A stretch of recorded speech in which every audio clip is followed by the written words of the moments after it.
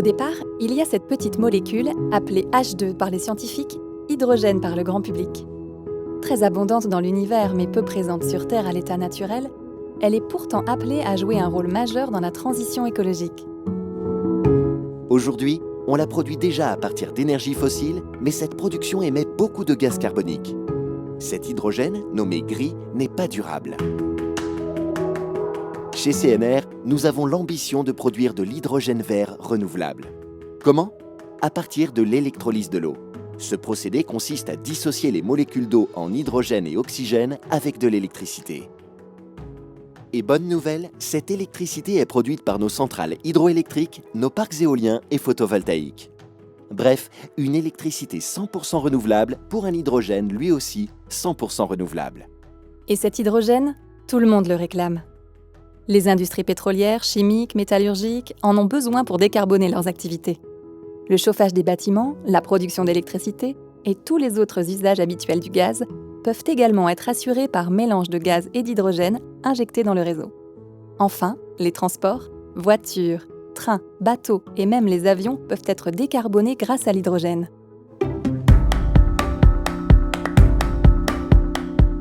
Chez CNR, nous utilisons la force de l'eau, du vent et du soleil, qui sont des énergies variables, pour produire de l'électricité. Cette électricité n'étant pas stockable, elle n'est pas toujours en adéquation avec la demande des consommateurs. Sa transformation partielle en hydrogène nous donne la possibilité de la stocker en grande quantité, ce qui va la rendre encore plus efficace. Alors, comment va-t-on faire ?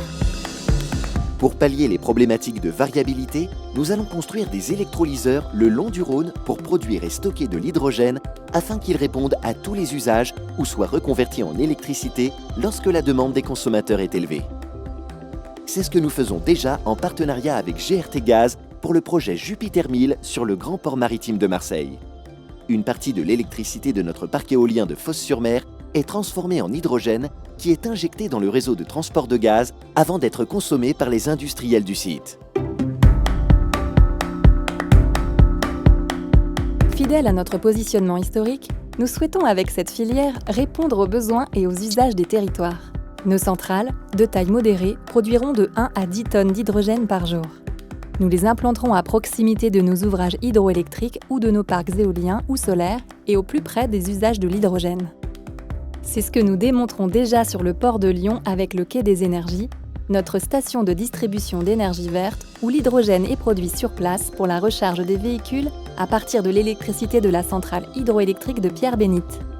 Et bientôt, avec notre projet OH2 Port de Lyon, une centrale de production d'hydrogène renouvelable permettra de répondre au mieux aux besoins du territoire de la métropole de Lyon en matière de mobilité verte. Fleuves, rails, logistique portuaire, logistique urbaine. Notre autre projet, OH2 Pierre-Bénite, implanté à proximité immédiate de notre centrale hydroélectrique de Pierre-Bénite, sera quant à lui destiné à fournir en hydrogène renouvelable les industriels de la vallée de la chimie au sud de Lyon par hydrogénoduc.